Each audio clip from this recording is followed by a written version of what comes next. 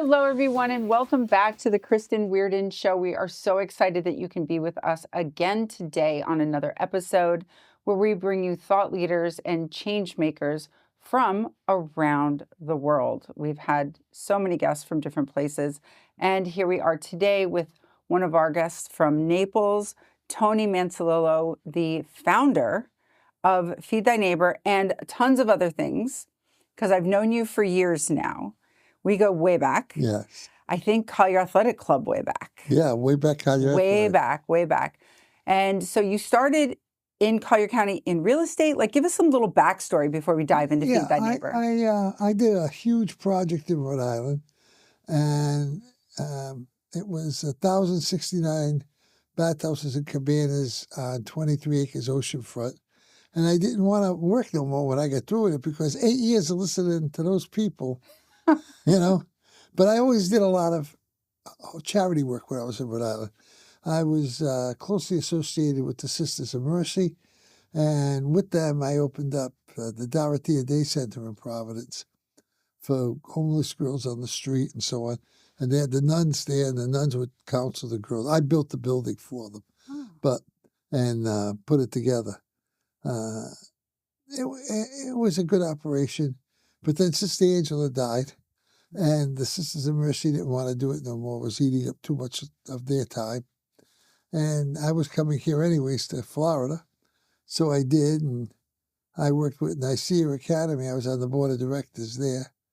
Nicaea Christian Academy, I thought had a mission, and it's just different than my mission. Okay. And see, my company is set up that it's not a company. Feed Thy Neighbor is not really a company. It's owned by everybody in the community. It's a 501c3. We're even federal government approved with the SAMS Act, the system management. Something I forget what it was. But anyways, it's how they give out federal grants. We'll let the audience Google it. Yeah, the SAMS Act for anybody who wants to know. Yeah. I mean, we're registered with everybody. So, and we try and do the best job we can. Difference is, I won't allow fancy offices. Everybody works out of their house. You know, Feed Thy Neighbor, if you look it up, doesn't have its own telephone number. It's my cell phone number that's on the page, the web page, feedthyneighbor.us, and it's everybody else works out of their own cell phone, and so you keep it. One thing I noticed is you really keep costs super low. Super low. I mean, you're well below what's mandated for a 501c3. Oh yeah. Which I think is you're allowed to spend 25% or something. Yeah. And you're well below that. We pay rent. We pay insurance. But those expenses are getting crazy. Our rent, we rent the kitchen at the Lions Club. Okay. And we've gone from like $1,400 to $2,500. Wow. For 5 hours a week. 5 hours a day, 5 days a week. So those 25 hours, that's what they cost us. But they allow us to use their walk-in. I can't get a better deal anyplace else. Right. This is Naples. It is Naples. That's true. So let's back up to, how did you decide? I know the story, but I don't think all of our audience knows the story on how you started Feed Thy Neighbor, because it is such a unique and heartfelt story at the same time. Well, you know, I'm 100% disabled, and I really didn't want to do much more. I mean, I did some real estate and I did some finance when I came to Naples, but I really didn't want to do that no more. I wanted to do something that was broad spread for the whole community. And the pandemic started with the diseases, and they were saying that the people on the street, nobody wanted to get near them to feed them and so on. Mm. Well, that to me became a challenge, you know. Now, how old are you at this point? Let's see. I'm 79 now. 5 years ago, I was 74. So 74. So you were in the risk category for what they were saying back at the beginning of COVID. Oh, yeah. Okay. Well, Okay. listen, So now you have a challenge to feed people. I volunteered for the military when everybody was going to Canada. I mean, it's just what I do, you know? Just head right towards it. That's right. Right. Okay, so finish telling us how it started. So I said, these people are going to eat. So I started cooking in my house. Cooking was my hobby. And this one lady called me and she says, Tony, I hear you're cooking for a few people. I says, yeah, doing what I can. She says, I can't reach the microwave. They come and put me in my walker. I have to eat the food they send over here. And she was an Italian lady and she liked Italian food and she couldn't get it. So I says, she had just given me a recipe for stuffed peppers, a really good recipe. So I said, I'll freeze some stuffed peppers in tubes and I'll bring them over there.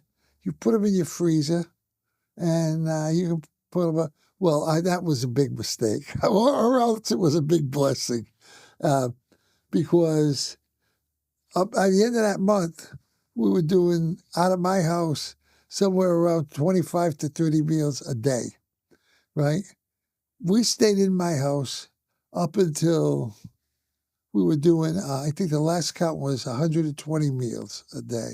Wow. Currently, we do 300 meals a day.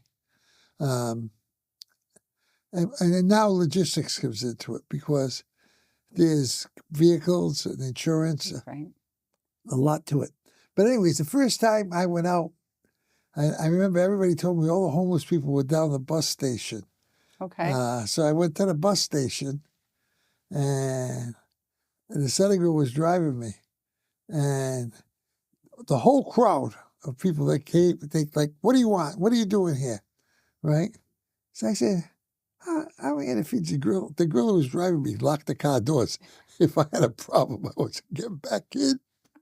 I thought that was funny. But anyways, they couldn't believe I would feed them. So one guy says to me, this is real good food. I said, yeah, it's supposed to be. Because I'm not feeding them this garbage that I see comes in packages, you know what I mean, from the feds. Some of the people around here in other charities serve good food, but they don't go out in the field. Right. You know, no one could knock St. Matthew's house. They're wonderful. They do a great meal, but they don't put trucks out in the field. I mean, we go into a place like 6 Elms Farm Road. Yeah. And we go up back into the dirt roads off of that and into where there are trailer camps of people. And most of them don't even have electricity. So when they see us coming and we're bringing them a box with roasted chicken, mashed potatoes, green beans, and a little dessert, they're tickled. They're tickled. So I remember when you were telling me about the story about the woman with the stove, couldn't get the stove and stuff. I think people don't understand that when the federal government, and all do, like they were trying to do something nice, they don't think about she's in a wheelchair or in a walker, and they bring like unprepared food, and there's no way for them to logistically figure out the kitchen from like a wheelchair. Or they go to Meals on Wheels, which does a very good job, but it's institutional food. Yeah. Right? I make them eggplant parmesan. And, right. You think about the nutritional content as well as the flavor. Absolutely. Everything's weighed. We make sure that the carbohydrate weight doesn't outweigh the protein weight, you know. Right. But we give them things they like to eat. Now we're learning to do Spanish food, and the next thing we're going to take on is Haitian food. Oh, wow. And we have a young Haitian girl. Young, I say young, maybe 50. To you, young. Young my age. My children. So, but she does a big job, and we work with her very closely. She's got a little nonprofit of her own called Love Your Neighborhood, and we get into a lot of other things besides food. This week I got truckloads of blankets and all kinds of things, clothes, because there's people out there freezing, you know. And when you see these things, you know, after a while, it does get to you. You know, you can't be. Last Christmas, I do Christmas too. We gave out 700 gifts. Wow. And I mean bicycles and, you know, real gifts. right? Now here's a teddy bear, Yeah. right? When we go out, we had, I'll tell you a cute story. We had a little boy, must have been no more than, not quite 3 feet, a little Hispanic boy.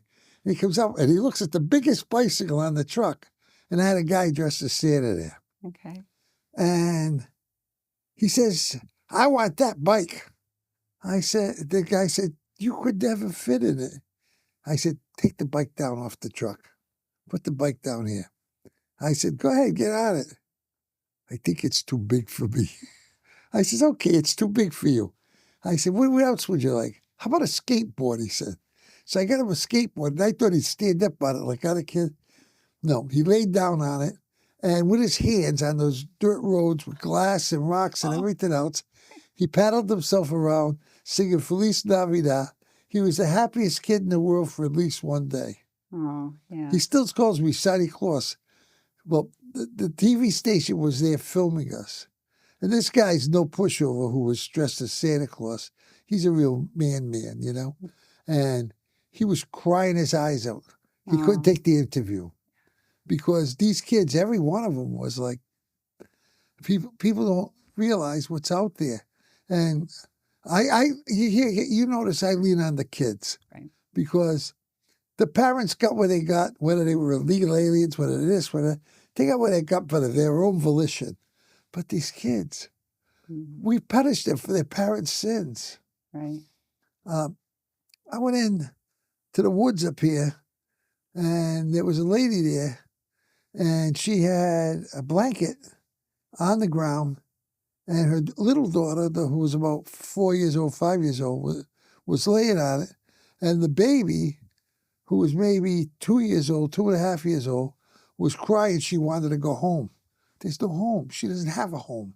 Somehow or another, this society believes she doesn't deserve a home. That's not right. So I said to her, what can we do? She says, I don't know. She says, she won't lay on the ground. I laid on the ground and put her on top of me, and she still cried. That's why I'm standing there. I said, you wait here. And I went over to Walmart, and I bought a pop-up tent, and I bought one of them lanterns that hangs inside, and I bought a giant oversized sleeping bag for the mother, and a man's extra large. And the reason why I bought that was so the baby could sleep with her. Oh, that makes sense. And the other little girls could sleep in her own little sleeping bag, which I got her a frozen sleeping bag, and she was all thrilled. I seen them for about 2 weeks. Gone, I've never seen them again. Does that happen a lot where you see people and then you don't see them? No, some of the people, we get them into housing. We work with all the other agencies to try and help the mission. We're working with the Haitian churches right now. We're working with the Spanish churches. For the ones who want to get their green card or their right to work, and the ones who want to learn something, we do what we can for them, place them somewhere. You seem like Feed Thy Neighbor has become more than just food. It's become like a connector because like you're talking about Christmas time with the toys. And I always see the thing for Toys for Tots. But I don't think people understand. In order to get a toy for Toys for Tots, you have to go fill out the form first. Then you have to come back and pick up the toy. If you're living in a situation where you don't have transportation or you don't know where the local one is or you can't get there, period, like the one this year is on 41. I'm like, this is 41 in Naples. You guys need to be in the community, out in the community. 41 in Naples, where it's illegal to be homeless.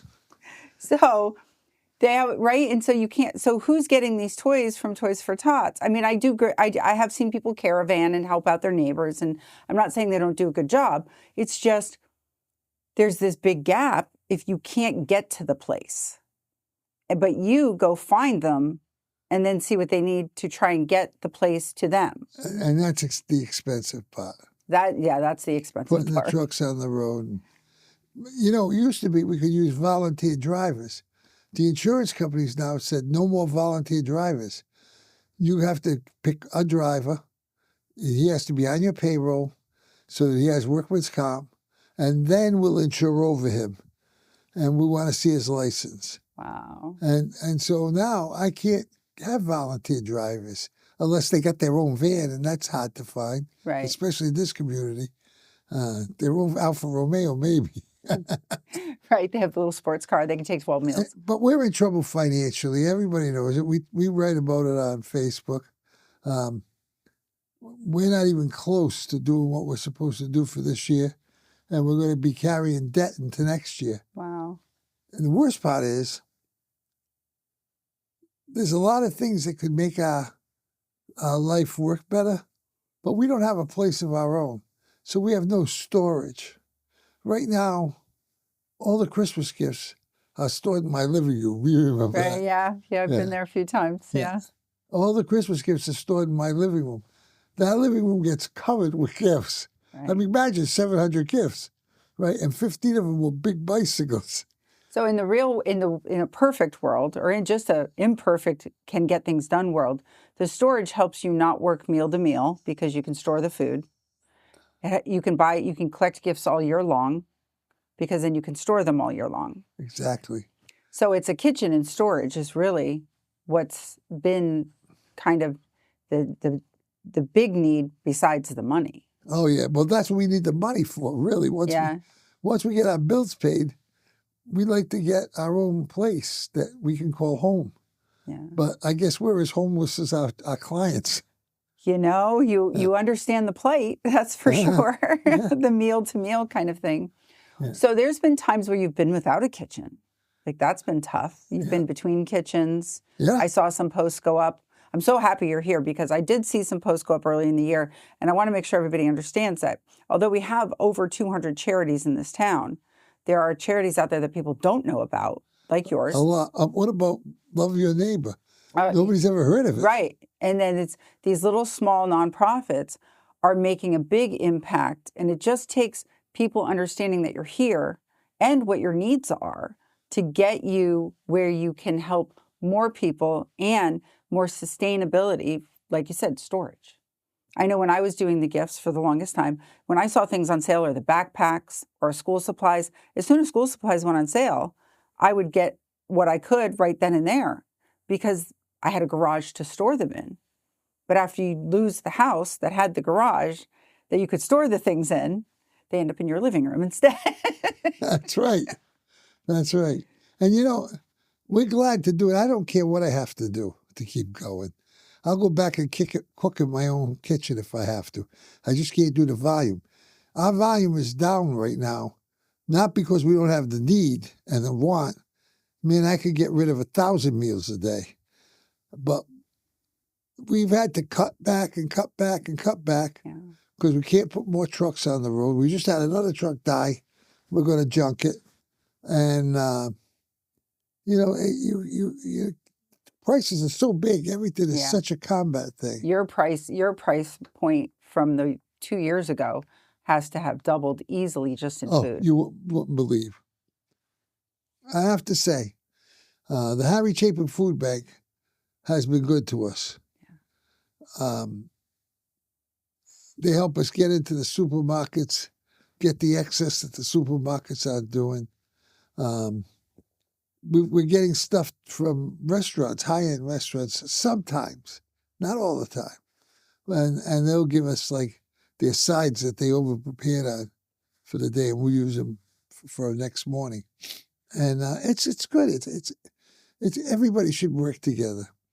You know, I had a reel running on Facebook last 2 days. And I said, I don't even remember how I put it, but I think it's written on there if you want to go look at it. And I said that the most important gift you get in this life is the other people. You got nothing but each other, right? Yeah. You know, I heard down here, in fact, I had one lady say, why do they have so many black people work at the hospital? And I said to her, you know, I know you're a nice person, so I don't take that badly. I take it just that nobody's made you discover anything. But let me ask you a question. I said, if you had just had open heart surgery because, some kind of surgery because you were in a real bad accident, and when you woke up, you looked and the doctor was black, would you feel bad that he was black? Or would you thank him for saving your life? She said, yeah, I guess you're right. I said, skin color don't make no difference. I mean, I talk to people I can't talk to. They only speak Creole or they only speak Spanish. Right. And you got to work with everybody. You got to live with everybody. Yeah. People are the most important thing. You got the biggest asset you got. Well, I like how in the beginning when you started, your biggest mantra was God didn't make no junk. That's right. You got to feed everybody because God don't make no junk. And then when I came to the house one time, because I've been to the house a few times, with Tony and I've worked together before on different projects.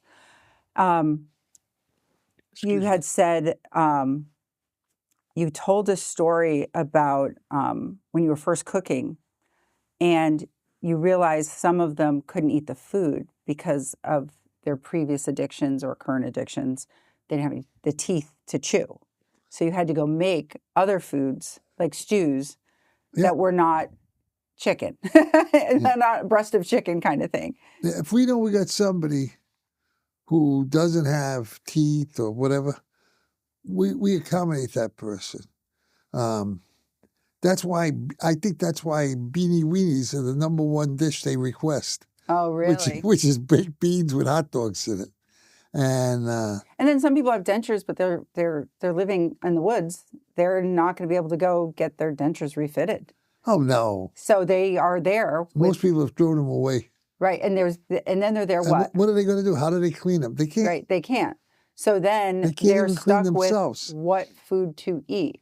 And you saw that there are people like, yeah, it's great if they can get a meal from X, Y, or Z, but if they can't ingest the meal, then it's kind of not working for them. Exactly.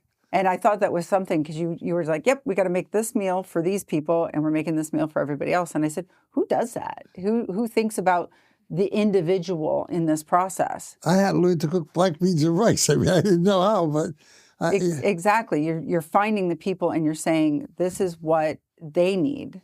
Yeah. I'd like to do what they need because sometimes the mass thing, like you said, there's great organizations out there that do the mass thing, but then the mass production thing. But sometimes you need that individual. Yeah. I mean, nobody's doing a bad job. Everybody's doing a good job. But, sometimes they don't like what I say about we don't need officers. You don't need anything to do good for the people. You just need to get out there and do it. And but it's the truth. And I don't know if the numbers are right because I've seen about 5 different sets of numbers on the internet where for every dollar the government spends on poverty, 9 cents gets down to the people. Now think about that. That's a lot of overhead. Yeah. I've heard some numbers in that realm, especially when they get bigger, because you end up with more people doing, you got the marketing department, you got this department, you got that department to bring in the money. But there does, I think, come a point where you have to look at the middle management part and see, do we need it? Is there 5 people doing the job of 2 people in the marketing department? Because they're bringing money in a way. But if you're already well known, do you need that many people? So, I mean, I kind of get it, but I think that everybody needs to be a little bit more cost conscious so they can serve more people. Oh, yeah. Sandy, the girl you met, she does everything, including write my grants. Because none of us are wordy. And she can do 500 words like it's nothing. And they sound beautiful. Oh, that's nice. That's helpful. Yeah, we don't get approved for too many grants, but we get out there and try. And we figure eventually... How is that grant process? Terrible for us. Yeah, it's hard. My money comes from the people. I got a guy today call me up, and he says, Tony, there was a problem with his check to get cash. He says, Tony, I sent you $20,000. What are you doing? I know you're broke. And I said, yeah. I told him, I said, we had notified your people, they got to reissue this check. When it got to us, it was too late. I don't know why, Yeah. but it was. And we've had problems with that. I said, we're doing the best we can, you know. And again, I do it stuff with all volunteers. And Right. I mean, my niece runs the kitchen, and she understands my cooking, and she understands balancing the meal. And for one person with 2 volunteers to put out 300 meals and then go deliver them, Yeah. she delivers part of the meals too. What was the most meals you've ever put out?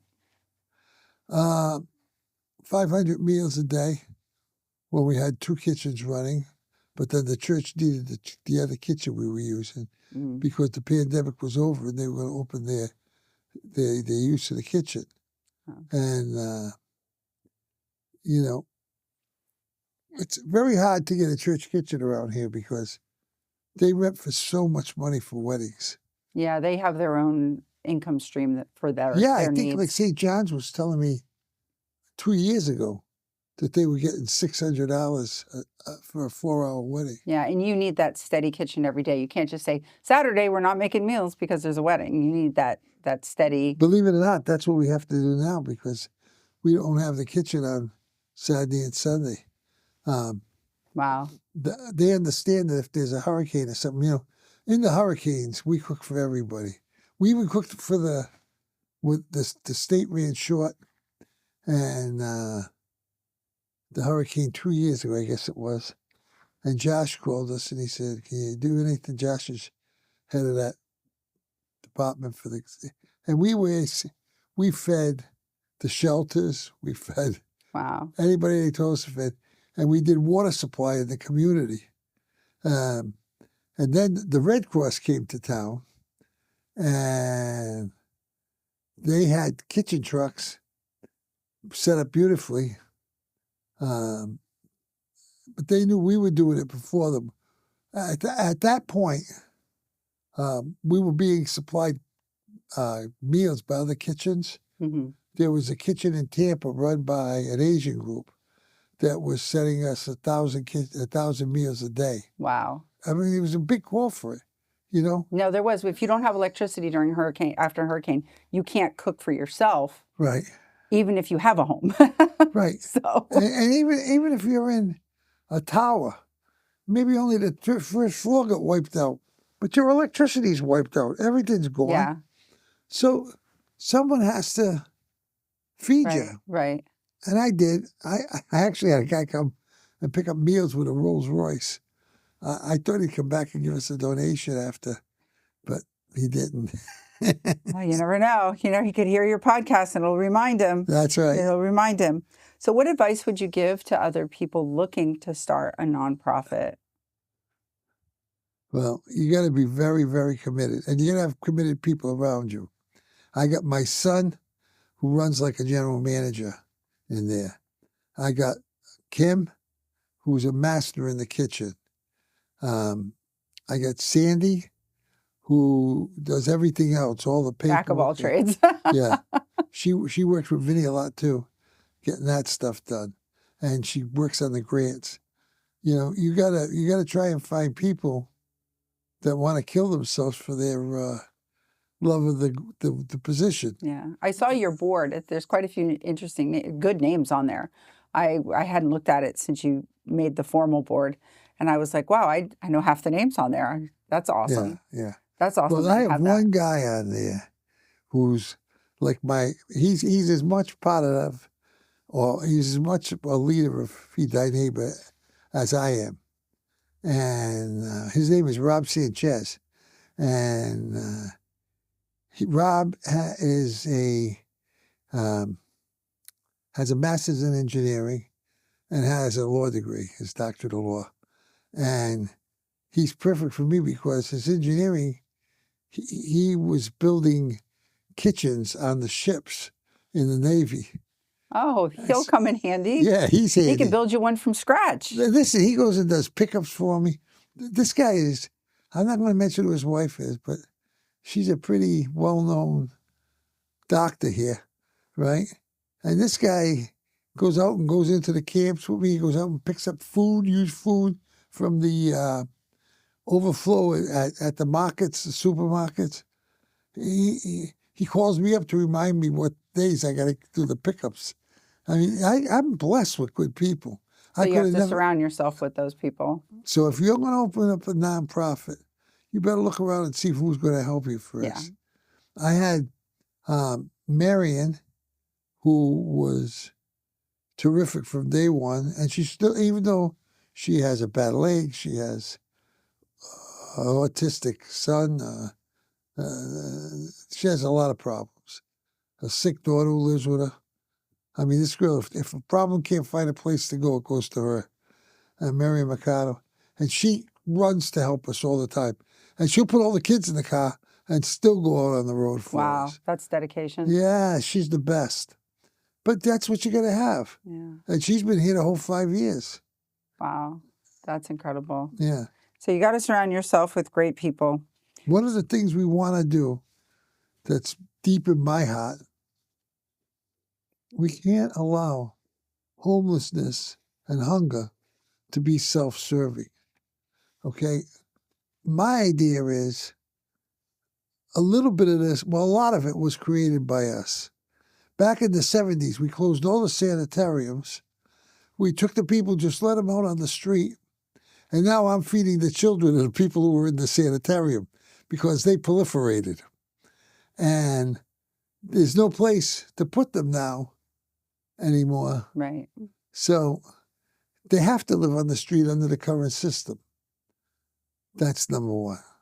So, but I figure everybody's got an ability, and we should try and find out what they were. One of the things I wanted to do, especially with kids who didn't do that well in high school and might have started getting in trouble with the law and stuff, I wanted to start an OJT kitchen. But I can't do that because I don't have my own kitchen yet. Yeah. Yeah. But this sounds like this is building your legacy. This is what I see for your legacy. Okay. I never even think of that. Well, that was one of my questions. What kind of legacy do you hope to leave? And it sounds like you're building one kind of with this idea. I never thought of leaving a legacy. What I do think of is I go to bed at night, and sometimes I actually pray for those kids that are sleeping in vans, and that bothers me. And we got to find a way to give hope, not just food. And that's why I want to do an OJT kitchen. I called, I'm not going to mention the name, a major hotel here, one of the biggest in Collier County. And I said to the kitchen manager, I says, if I could bring you 20 kitchen-ready people as applicants who know what they're doing, who have their health certificate from the state, who are ready to go to work, could you hire them? He said, why don't you bring 40? Wow. He said, I go through these big events they have there, and he has to get staffing from a staffing place. Right. He says, I'd rather give it to our local people. I'd rather give them a permanent job. He said, for what I spend on staffing, I can afford to keep them year-round. Yeah, that is more expensive when you just staff occasionally. Oh, yeah. 3 times the price. Yeah, for sure. And so there's a need. There's a local need to train people. Everybody is short on kitchen people. I don't want to train cooks. Yeah. I want line cooks. I don't want to train the chef, rather, I should say. There are plenty of schools for that, for the fancy But chefs. The basics. But the basic line cooks, they got to come from someplace. Yeah. And I go back to an old Italian saying, which translated in English, not over that good, but I'll give it to you anyways. And it says, if we're going to send everybody to college, who's going to clean the fish? Yeah, that's true. Right? And you think about it, you try and get a pair of soles and heels to put on your shoes. There's only a few places. $95. I go buy another pair of shoes. Yeah, and it's one of those, it's another trade that it's just falling by the wayside slowly because there's no one to carry it on, but there's also no school anymore to do it. Right. There's no OJT. The government has a wonderful OJT program. And they told me how good my plan was 3 times, but You need the building and you need the yeah, kitchen. you know, it's too sporadic. It's like we've closed down days that Yeah. I'd be 7 days a week if I had my own building. Building and a kitchen. So that's what we're aiming for. Oh, Building yeah. and a kitchen. Paid for. Paid. We want it all. We want it paid for too. Yeah, I really see that as your legacy. If you can get that going, I mean, Feed That Neighbor is an amazing organization. I mean, the other ones are great too. I'm not saying anything bad I about think them. I admire a lot of them. I love how when I came to your house that day, you had all of them there. It's like, okay, everybody come over. We're going to see what we can maybe work together and do together. And the relationship building, sometimes charities get a little like, I'm in my quadrant. Oh my God, is that Naples? But you have broken through that barrier with a lot of the ones that you work with now. I think there was more resistance in the beginning than I see now. Yeah, and also there's a lot of new charities coming up, and they do so well right in the beginning because there's holes that need to be filled. Right. I try and supply all these new charities because I got a pretty good network of raising stuff, not money. Yeah, yeah. And I called one. I put up a post on Facebook that I needed warm blankets and sleeping bags and tents for the cold period. And this one lady called in. She says, I'm not down there until Wednesday, she said, this week. She said, but I got 10 people that I called, and they're all collecting clothes for me and sleeping bags and so on. She says, I'm going to have a pile of it. I've asked them all to wash everything and fold it for you and put it in boxes. I mean, where do you get people like that? That's awesome. I had Thanksgiving. We had to give up our Thanksgiving, like we're glad to do. But a lot of other people gave up their Thanksgiving. I had a guy with a brand new Bentley 4-door sedan, the big one, right? Yeah. He was cutting turkey bones for me. That's awesome. Cleaning the meat off the bones. He stayed and helped clean. He was a great guy, right? That's awesome. I don't want to mention his name because. Well, sometimes people just want to give back quietly. Yeah. I find that a lot, and in this community too. Because what happens is, as soon as you say somebody gave over here, then they all try to be friends with that person because they just want to, I got one lady. So I find not saying names helps a lot. How do you ask somebody to bake cookies and they bake you 300 cookies? That's all. We could talk forever because you have such great stories, but I want to make sure that we covered everything. It's feedthyneighbor.us, Yes. right?